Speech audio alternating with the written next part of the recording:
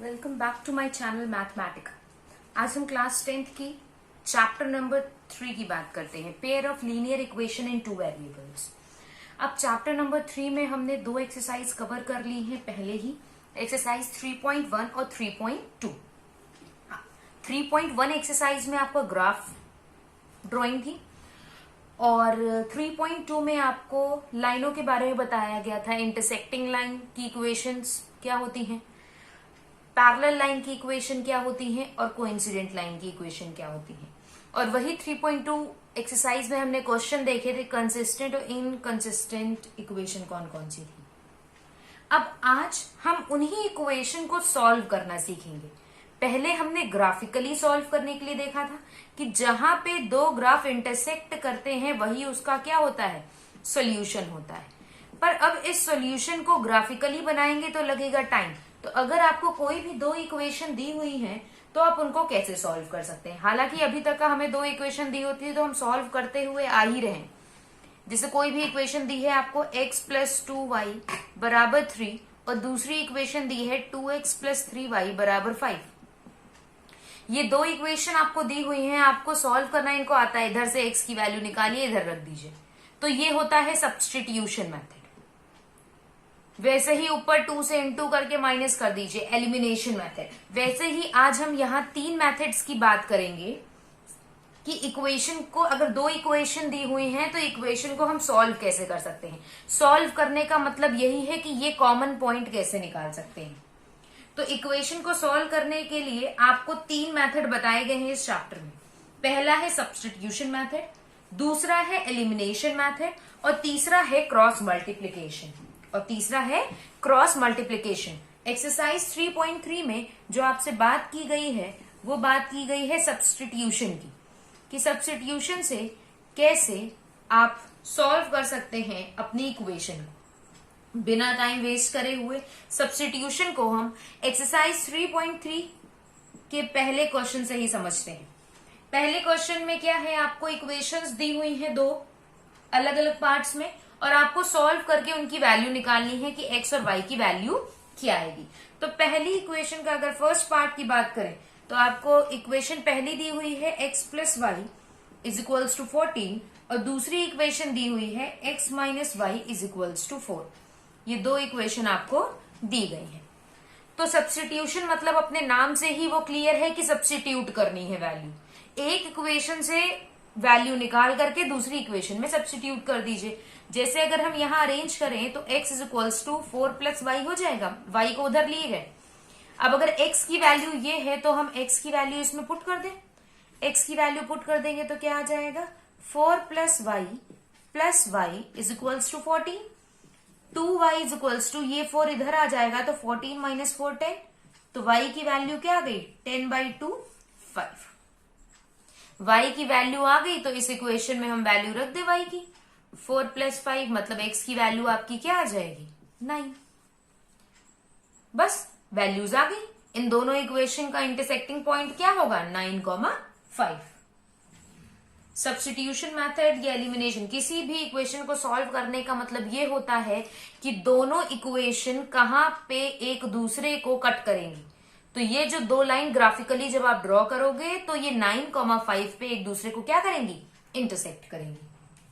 अगली इक्वेशन की बात करते हैं सेकेंड पार्ट की। सेकेंड पार्ट में जैसे कि आप देख पा रहे होंगे कि आपको दो इक्वेशन दी हुई है। एक तो इजी है, s minus t is equals to 3, पर दूसरी जो है वो थोड़ी सी कॉम्प्लिकेटेड है क्योंकि उसमें क्या है, डिनोमिनेटर भी है। तो हमें सबसे पहले, हमें कोई भी इक्वेशन दी हुई है हमें उसे जनरल इक्वेशन में कन्वर्ट करना होगा। जनरल इक्वेशन क्या, ax plus b y plus c is equals to 0। तो यहाँ पे अगर एलसीएम ले लें तो 6 आ जाएगा। तो ये क्या आ जाएगा, 2s plus 3t equal to 6। अब 6 को इधर ले जाएंगे तो मल्टीप्लाई हो जाएगा, 2s plus 3t equal to क्या आ जाएगा, 36। एक इक्वेशन ये आ गई, एक इक्वेशन ये है। तो क्या हम यहां से s की वैल्यू 3 प्लस t नहीं ले सकते हैं, ले सकते हैं। अब इस s की वैल्यू इस इक्वेशन में पुट कर देंगे। 2s की वैल्यू क्या है, 3 plus t plus 3t is equals to 36। अब ये क्या आ जाएगा, 6 plus 2t plus 3t equal to 36, ये 6 उधर जाएगा तो 30 हो जाएगा, और 5t बराबर 30 हो गया तो t बराबर क्या आ जाएगा आपका 6। अब t की वैल्यू आ गई तो t की वैल्यू यहां सब्स्टिट्यूट कर दे, t की वैल्यू यहां सब्स्टिट्यूट कर देंगे तो क्या आ जाएगा s equal to 3 plus 6, x की वैल्यू आ गई आपकी 9, s 9 हो जाएगा और t 6 हो जाएगा। क्लियर होगा होप सो। थर्ड वाला क्वेश्चन बिल्कुल ऐसा ही है, वो अपने आप कीजिएगा। थर्ड पार्ट, हम फोर्थ पार्ट की बात करते हैं क्योंकि उसमें थोड़े से डेसिमल भी हैं। तो अगर कभी भी डेसिमल आएंगे तो कैसे करेंगे, क्योंकि डेसिमल देख के और रूट देख के, दो चीज देख के बच्चे बहुत जल्दी डर जाते हैं।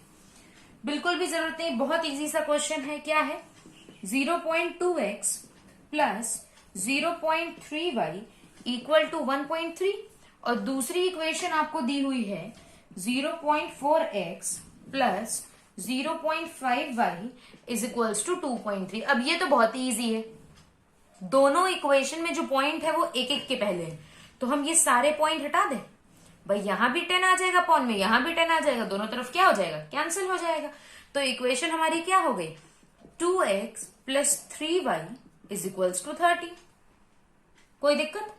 अब अगर 2x की वैल्यू बोले तो क्या हो जाएगी 13 माइनस 3y, और वही अगर पूरी इक्वेशन को दोनों तरफ 2 से मल्टीप्लाई कर दे तो 4x की वैल्यू क्या हो जाएगी 13 टू जा 26 माइनस 6y।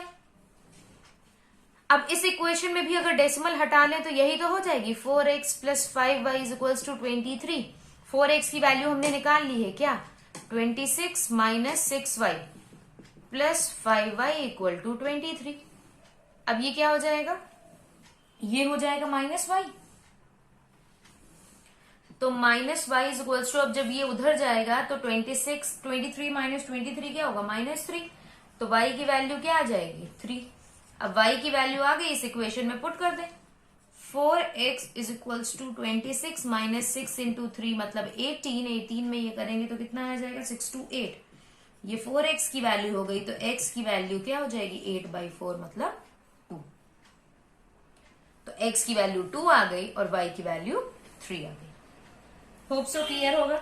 अब ऐसे ही क्वेश्चन नंबर फर्स्ट के 5th पार्ट को भी देख लेते हैं, क्योंकि उसमें भी क्या है रूट है, तो रूट वाले भी थोड़े से दिक्कत करते हैं, हालांकि कोई दिक्कत वाली बात नहीं होती है। √2x plus √3y is equals to 0, और दूसरी इक्वेशन है √3x minus √8y is equals to 0। तो अब यहां से x की वैल्यू निकाल लें तो ये उधर जाएगा प्लस हो जाएगा, √8y अपॉन √3 आ जाएगा। अब x की वैल्यू यहां पुट कर दे तो √2 इंटू एक्स की वैल्यू क्या है √8y अपॉन √3, अब plus √3y is equals to 0, ये y रूट के बाहर है, इज इक्वल्स टू 0, यही तो दी हुई है। अब जब भी रूट में दो नंबर होते हैं और उनको मल्टीप्लाई करना होता है तो वापस में मल्टीप्लाई हो जाते हैं, 8 2 16, √16 होगा, और √16 क्या होता है 4y अपॉन, अब जरा √3, चलो इसको ऐसे ही लिख देते हैं √3, अगले स्टेप में इसको एलसीएम लेंगे इज इक्वल्स टू 0। अब अगर एलसीएम लेंगे तो √3 इंटू √3 क्या हो जाएगा, √3 इंटू √3 क्या हो जाएगा 3y, और जो एलसीएम का डिनोमिनेटर था वो उधर 0 में चला जाएगा। कोई दिक्कत। अब 4y plus 3y 7y is equals to 0 हो जाएगा, तो y की वैल्यू भी क्या आ जाएगी 0 आ जाएगी। y की वैल्यू अगर 0 आ गई, यहां पे हम जब 0 y की वैल्यू में पुट कर देंगे, इसको √8/3 लिखिए, चाहे कैसे भी लिख लीजिए, आएगा आपका आंसर 0 ही। √8 अपॉन √3 इंटू 0, कुछ भी करेंगे 0 से किसी को भी मल्टीप्लाई करेंगे आंसर 0 ही आएगा। होप सो क्लियर होगा। क्वेश्चन नंबर, ये पार्ट 6 भी अपने आप ही कीजिएगा, ऐसा ही है, इजिली आप एक से वैल्यू निकालिएगा और दूसरे में वैल्यू पुट कर दीजिएगा। अब मूव करते हैं सेकंड क्वेश्चन की तरफ। सेकंड क्वेश्चन में क्या है, आपको थियोरेटिकल पार्ट दिया हुआ है, पहले आपको इक्वेशन बनानी है, फिर आपको उन इक्वेशन को सॉल्व करना है। अच्छा नहीं, वो एक क्वेश्चन छूट गया, क्वेश्चन नंबर सेकंड में आपको दिया था एक इक्वेशन की सॉल्व कीजिए, 2x प्लस 3y 11 दिया हुआ है, और दूसरी इक्वेशन दी हुई है आपको 2x minus 4y is equals to 24 minus 24। और आपको फाइंड करना है m जब आपको दिया हुआ है y is equals to m x plus 3। आपको फाइंड क्या करना है, इसमें m फाइंड करना है। तो भाई x और y की वैल्यू यहां से निकाल ले, इसमें पुट कर देंगे। तो अब यहां अगर 2x की वैल्यू देखी जाए तो 2x बराबर क्या हो जाएगा 11 माइनस 3y। 2x की वैल्यू यहां पुट कर दे इस इक्वेशन में, 11 minus 3y minus 4y is equals to minus 24। हाँ है ना। अब माइनस 24 माइनस 11 होगा तो माइनस 35 हो जाएगा और ये माइनस 7y हो गया। तो y की वैल्यू क्या दिख रही है हमको यहाँ पे 5। यहाँ पे अगर y की वैल्यू पुट कर देंगे तो 11 माइनस 3 इंटू 5 मतलब 11 माइनस 15 मतलब क्या -4। तो 2x की वैल्यू -4 आ गई, मतलब x की वैल्यू क्या आ जाएगी -2 आ जाएगी। अब यहाँ y की वैल्यू पुट कर दे, 5 is equals to m bracket में क्या -2 प्लस 3 इधर आ जाएगा तो 2 बराबर -2m और m बराबर क्या आ जाएगा, m की वैल्यू आ जाएगी आपकी -1। होप सो क्लियर होगा। बस वही इक्वेशन सॉल्व करनी थी, x और y की वैल्यू निकाल के एक इन्होंने इक्वेशन दे दी, उसमें वैल्यू पुट करनी थी। तो मेन आंसर जो आपका होगा वो ये आएगा m इक्वल टू -1। अब क्वेश्चन नंबर 3 आपका है solve by substitution method. Equation बनाइए पहले और फिर उसको सब्स्टिट्यूशन मेथड से सॉल्व कीजिए। अब जैसे बात करते हैं क्वेश्चन नंबर 3 के पहले पार्ट की, तो पहले पार्ट में कहा है दो नंबर का डिफरेंस 26 है। तो हम क्या करें, पहले नंबर को x ले लें और दूसरे नंबर को y ले लेते हैं। और इन दोनों का डिफरेंस दिया हुआ है अकॉर्डिंग टू क्वेश्चन। क्या दिया हुआ है इनका डिफरेंस 26। दूसरी इक्वेशन दी हुई है one number is 3 times of other. एक नंबर जो है वो 3 टाइम्स है दूसरे नंबर का। अब यहां हमने x is equals to 3y क्यों लिया, y is equals to 3x क्यों नहीं लिया, क्योंकि हमें यहां दिख रहा है x क्या है, बड़ा है y से। x बड़ा है y से तो छोटे वाले को ही तो 3 से इंटू करेंगे। तो ये थोड़ा सा आपको लॉजिक ध्यान रखना पड़ेगा। क्या बताया, x से माइनस कर रहे हैं y को, तब पॉजिटिव आंसर आ रहा है, मतलब बड़ा क्या हुआ, x बड़ा हुआ। x बड़ा हुआ तो y में कुछ मल्टीप्लाई करने पे ही तो x की वैल्यू आएगी, इसलिए आपने x is equals to 3y लिया। तो x की वैल्यू यहां क्या रख दे 3y minus y is equals to 26। तो 2y is equals to 26, y की वैल्यू आ गई 13 वैल्यू इसमें रख दें तो x की वैल्यू क्या आ जाएगी हमारी 39। क्लियर, छोटा सा क्वेश्चन था। क्वेश्चन नंबर 2 की तरफ मूव करते हैं। Larger of 2 supplementary angle exceeds by 18। तो सबसे पहले तो ये बताइए कि सप्लीमेंट्री एंगल्स क्या होते हैं। दो एंगल्स जिनका सम 180 हो, ये क्या होते हैं आपके सप्लीमेंट्री एंगल्स होते हैं। तो पहले एंगल को हम मान लेते हैं x और दूसरे एंगल को हम मान लेते हैं y। एक x मान ले, एक y मान ले। तो सप्लीमेंट्री एंगल का अभी बताया कि सप्लीमेंट्री एंगल का सम क्या होता है 180। और दूसरी इक्वेशन दी हुई थी कि बड़ा वाला एंगल छोटे वाले एंगल से 18 बड़ा है, तो मतलब उनका डिफरेंस क्या है 18 का। तो x बराबर क्या आ जाएगा 18 प्लस वाई। x की वैल्यू पुट कर दे, 18 plus y is equals to 180। तो 2y is equals to 180 minus 18 कितना 162। तो y की वैल्यू क्या आ गई 81 आ गई। भाई y की वैल्यू 81 डिग्री आ गई तो 18 प्लस 81 कितना आ जाएगा आपका, ये आ जाएगा 99 डिग्री। तो x की वैल्यू क्या आ गई 99, मतलब एक एंगल 99 हो जाएगा और दूसरा एंगल 81 हो जाएगा। नेक्स्ट क्वेश्चन पे मूव करते हैं, पार्ट 3 पे। इसमें बैट और बॉल की बात की गई है। ये ऐसा ही सेम क्वेश्चन हम एक्सरसाइज 3.1 में कर चुके हैं, जिसको हमने ग्राफिकली सॉल्व किया था। तो अब इसमें क्या करें, बैट को ले लें हम x और बॉल को क्या ले लें y। तो बोला है 7 बैट खरीदे, 6 बॉल खरीदी और ये पड़ी हमें 3800 की। फिर बोला है इन्होंने 3 बैट खरीदे, 5 बॉल खरीदी और ये पड़ा है 1750 का। तो एक बैट और एक बॉल की कॉस्ट मतलब एक्स और वाई की वैल्यू निकालो। तो यहां से एक्स की वैल्यू निकाल लें, क्या आ जाएगा 3800 माइनस 6y अपॉन 7, ये आ जाएगी एक्स की वैल्यू। एक्स की वैल्यू इसमें पुट कर दे, 3 इंटू क्या 3800 माइनस 6y अपॉन 7 और ये प्लस 5y, ये हो जाएगा 1750 के बराबर। कोई दिक्कत? अब 3 इंटू 3800 करेंगे तो क्या आएगा, ये आएगा आपका 11400। अब 3 6 ये आ जाएगा 18y। अब साथ ही में एलसीएम भी ले लेते हैं, तो एलसीएम 7 आएगा, तो ये क्या हो जाएगा प्लस 35y, और साथ ही में 7 को उधर भी लिए जाते हैं, तो 7 इंटू 175 होता है 1225, एक जीरो लगा देंगे। ठीक है, एक जीरो लगा देंगे। तो अब ये इधर क्या आ जाएगा 17y, और ये उधर माइनस करेंगे 11400, तो ये आएगा आपका 850। तो भाई y की वैल्यू क्या आ जाएगी 50। y मतलब क्या, आपकी बॉल की कॉस्ट कितनी आ गई 50 आ गई। अब y की वैल्यू यहां रख देते हैं, तो x बराबर क्या हो जाएगा 3800 माइनस 6 इंटू 50 कितना 300 अपॉन 7। अब 300 माइनस करेंगे क्या आएगा 3500 अपॉन 7, और ये आ जाएगी 500। मतलब 500 का क्या हो जाएगा बैट हो जाएगा, और बॉल हो जाएगी आपकी 50 रुपए की। होप सो क्लियर होगा। क्वेश्चन नंबर 4 बहुत इंपॉर्टेंट है और कई बार आपके एग्जाम्स में आया भी हुआ है। अब इन्होंने टैक्सी फेयर की बात की गई है, टैक्सी के चार्जेस की। तो अगर टैक्सी की बात करें तो क्या होता है, कुछ फिक्स चार्जेस होते हैं और कुछ होते हैं जितना डिस्टेंस आपने कवर किया है उसके अकॉर्डिंग। ठीक, तो इन्होंने यही लिखा है कि 10 किलोमीटर जब किसी ने चला तो उसने पे किया 105 रुपए, और जब 15 किलोमीटर चला तो उसने किया है 155 रुपए पे।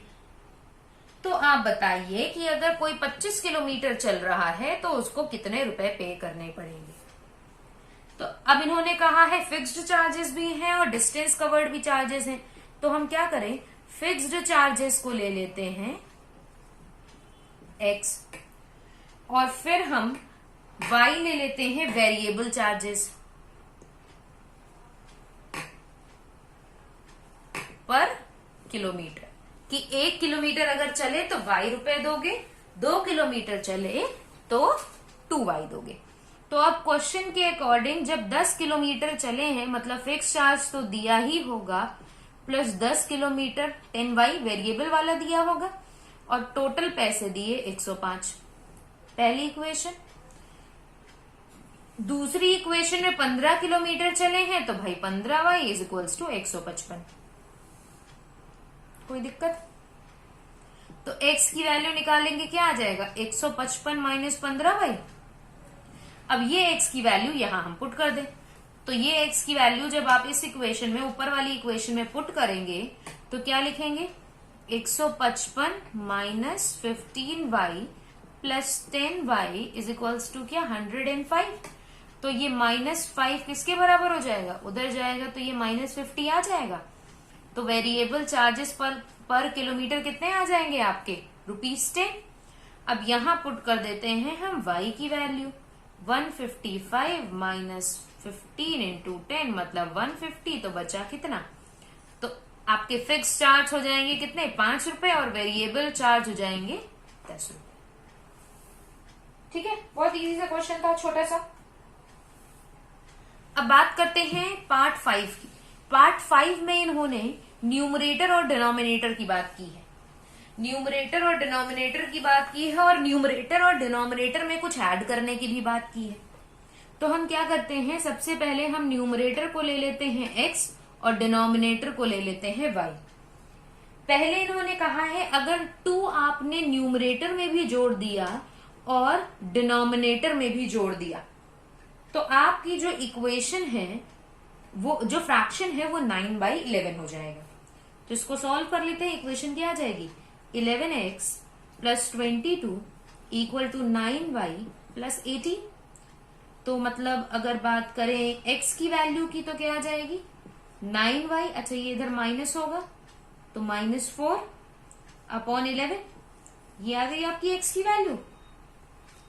अब दूसरी इक्वेशन में कहा है अगर 3 जोड़ा जाता, इफ 3 इज एडेड, तो 3 ऐड किया जाता, तो न्यूमरेटर में भी 3 ऐड करते, डिनोमिनेटर में भी 3 ऐड करते, और तब आपका फ्रैक्शन हो जाता 5/6। तो मतलब यहां पे इक्वेशन क्या आ जाएगी, 6x + 18, वही क्रॉस मल्टीप्लाई कर रहे हैं, इज इक्वल्स टू 5y + 15। तो भाई क्या x की वैल्यू पुट कर दें, x की वैल्यू अगर पुट करेंगे तो ये क्या है, x की वैल्यू 9y - 4 अपॉन 11। अच्छा, ये इज इक्वल्स टू 5y और उधर 18 चला जाएगा तो -3 आ जाएगा। अब इसको सॉल्व कर लें, 54y -6 4 = 24। अब 11 को भी उधर ही लिए जा रहे हैं, इज इक्वल्स टू 55y - 33। तो y जब इधर आ जाएगा तो सिंगल y बचेगा, 33 जब इधर आ जाएगा तो 9 बचेगा, मतलब y की वैल्यू क्या आ गई, 9। अब इस इक्वेशन में y की वैल्यू अगर आप पुट कर देंगे तो आपको सीधे आंसर मिल जाएगा, 81 - 4 77/11 क्या 7 आ जाएगी आपकी x की वैल्यू। अगर समझ में ना आया हो, कोई भी क्वेश्चन एक डाउट लग रहा हो, तो वीडियो को रिवाइंड करके पीछे बैक करके या फिर से एक बार देख लीजिएगा, दूसरी बार देखोगे तो आपको श्योरली समझ में आ जाएगा। अगले क्वेश्चन की तरफ मूव करते हैं। अगले क्वेश्चन में आपको जैकब और उसके सन की एज की बात की गई है, 5 साल पहले और कुछ 5 साल बाद की। तो हम क्या करते हैं, जैकब की एज ले लेते हैं x और उसके सन की एज ले लेते हैं कितनी, y। तो अगर 5 साल हेंस, 5 ईयर हेंस मतलब बाद में, तो 5 साल बाद की बात करेंगे, मतलब दोनों की एज में 5 जुड़ेगा। और कह रहे हैं जैकब 3 टाइम्स है, तो जैकब ये है, ये क्या है, 3 टाइम्स है अपने सन का। तो इक्वेशन क्या आ जाएगी, x + y = 3y + 15, मतलब x की वैल्यू साथ ही में यहां से निकाल लेते हैं 3y, और ये इधर आ जाएगा तो क्या +10। पहली इक्वेशन आ गई। अब दूसरी इक्वेशन की बात करें तो ये 5 साल पहले की बात कर रहे हैं, मतलब दोनों की एज 5 इयर्स माइनस करनी पड़ेगी, और ये बोला है उस टाइम ये 7 टाइम्स थे। तो अब यहाँ पे x की वैल्यू साथ ही में पुट कर दें, 3y + 10 - 5 = 7y - 35। तो अब यहाँ पे क्या करें, 3y उधर ले जाए तो ये 4y आ जाएगा, ये कितना बचा, 5 बचा, 35 और आ जाएगा तो कितना 40 हो जाएगा। तो y की वैल्यू क्या आ जाएगी, 10 आ जाएगी। देखिए सब में इक्वेशन ही सॉल्व करनी है। y 10 आ गया, अब यहाँ पे y की वैल्यू रख देंगे तो क्या आ जाएगा, 3 × 10 + 10, तो 30 + 10 कितना 40, तो 40 हो जाएगी जैकब्स की एज और 10 हो जाएगी उनके हिज सन्स एज। आपके सब्स्टिट्यूशन के पार्ट में बस इतने ही क्वेश्चंस थे। नेक्स्ट हम कंटिन्यू करेंगे एलिमिनेशन का। ये जो भी वर्ड प्रॉब्लम्स आपको समझ में ना आई हो, एक बार फिर से इसी वीडियो को देख लीजिएगा, आपको समझ में आ जाएगा, ठीक है। और बहुत छोटी छोटी इक्वेशंस हैं और कुछ खास भी नहीं है। अगर आपने ये वर्ड प्रॉब्लम्स चैप्टर 3 में पढ़ ली है तो चैप्टर 4 में भी आपके वर्ड प्रॉब्लम्स ही हैं, ठीक है। क्वेश्चंस कुछ अलग होंगे पर तरीके यही ही हैं, एज वाले, डिजिट वाले, फ्रैक्शन वाले, नंबर्स वाले, टैक्सी फेयर वाले, क्रिकेट बॉल वाले, बॉल और बैट वाले, क्वेश्चंस यही हैं। तो इस चैप्टर को समझ लीजिए तो आप समझ के चलिएगा कि आपका चैप्टर 4 भी 50% प्रिपेयर हो गया है। अगर वीडियो अच्छी लगी हो तो लाइक जरूर कीजिएगा और जितना हो सके उतना शेयर कीजिएगा। Thank you so much.